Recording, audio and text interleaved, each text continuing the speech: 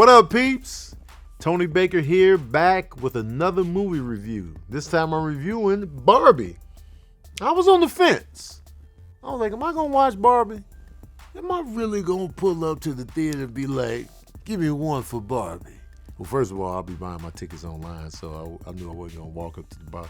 I don't even remember the last time I walked up and bought a ticket at the box office, because these apps are just, it's so much easier now. No lines. You know what I'm talking about? Barbie, I was on the fence. I was like, I'm not really interested. I'm not a big fan of the color pink. First of all, that's first and foremost. It has nothing to do with male, female, none of that. It's just, pink is a lot, man.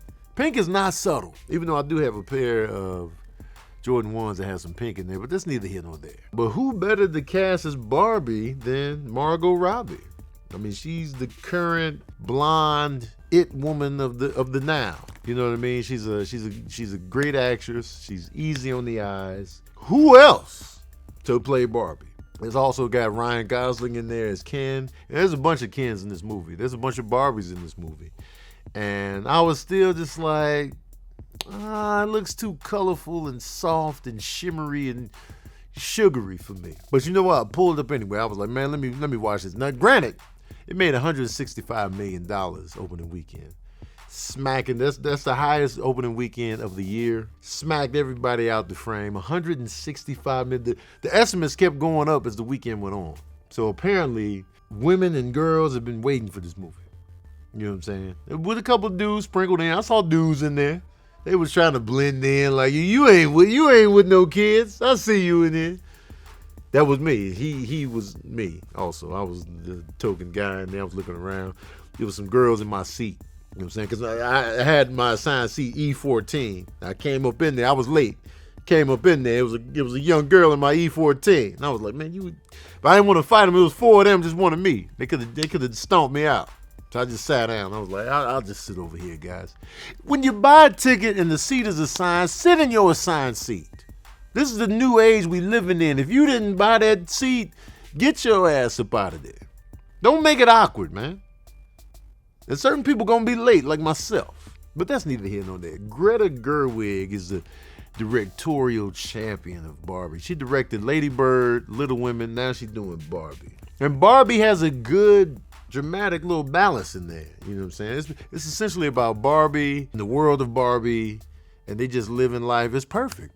Everything about Barbie is perfect.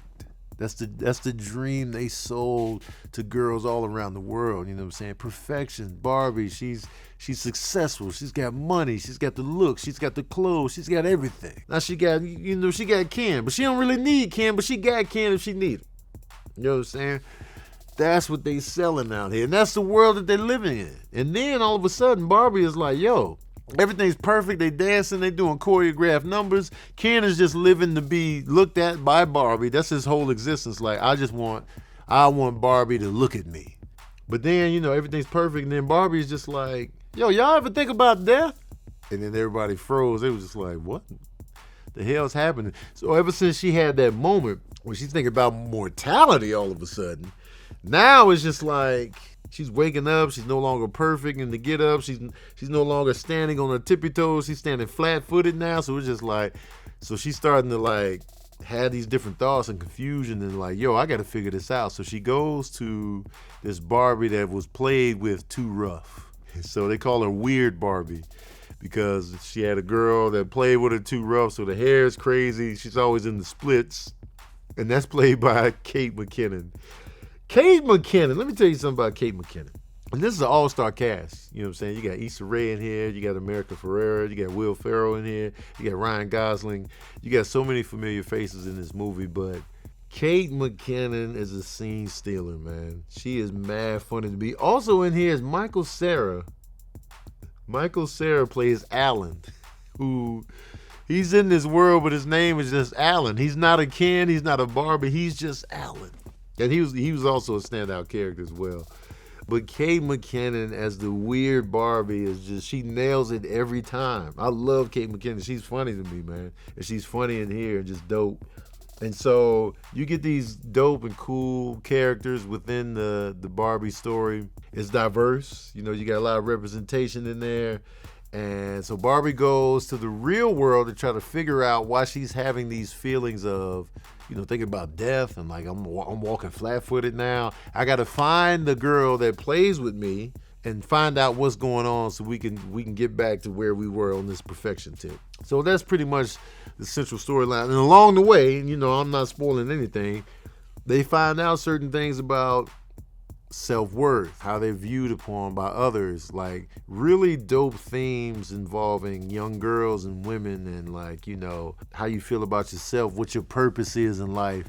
So these are the underlying messages within this movie, and I feel like Michael Cera, America Ferrera, Ryan Gosling did his thing in this too, like as Ken, because he goes to the real world and finds out that, men are out here running things. Men are out here running the shows. This is his first time like, I could take this back to Barbie land and run the show. So it's like you got these different themes going on. Barbie was a good time though. It was like, it was funny. They had some serious moments rooted in like real themes. Some of the jokes really landed in a good way. I was like, all right. It was colorful. It was just a fun movie to look at. I was entertained. But forget all that. You want to know the smooth jazz review of Barbie? Well, here it is. Oh, yeah. I'm giving Barbie 3.5 saxophones out of 5. It's a good time, man. Surprisingly, given the critical response and the fever for it at the box office, I was like, all right, this movie is probably going to be better than I anticipated. So I went in with kind of like higher expectations, even though this movie is not catered to me. I was still just like, it's probably gonna be pretty good. And it didn't blow me away like Clueless, for example. Clueless is another example of a movie where I had zero interest in Clueless. I was like, that movie's not for me.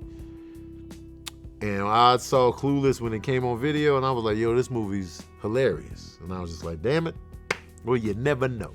I love it when a movie catches me by surprise. Clueless, Anchorman, stuff like that. But Barbie was solid, man. It was a good time. Great message. I feel like little girls should watch it and get, some perspective. But it's not super kiddie, though, either. So you can take them and not be worried about anything, you know what I'm saying? Unless you're a super tight ass. But that's neither here nor there. And Barbie and Ken and them, they don't have genitals. I just wanted to throw that in there. They ain't got nothing to do with nothing but feel everything I'm talking about. All right, y'all, that's my review of Barbie. Let me know what you thought of the movie in the comment section below. Who are your favorite characters? Who are your standouts? Alan, man. Alan and Weird Barbie. Those are my favorite characters in the joint. It's good to see Michael Cera again. I know he's been working on other stuff because I feel like I just seen him in something else, but I always enjoy seeing him because he was the guy for a minute. But then I feel like he got into a weird space where it's just like, all right, you're a man now. So it's like, you got to play the man role, but he looks young, and we just knew him as a kid man, and even though he was grown, but he was young looking. It's a weird dynamic. Cause like Jonah Hill looks like a grown man now, but Michael Cera still looks like a kid man. So it's just like, what's happening? I don't know. Anyway, let me know in the comment section below. Don't forget to like, share, and subscribe. And as usual, we out here.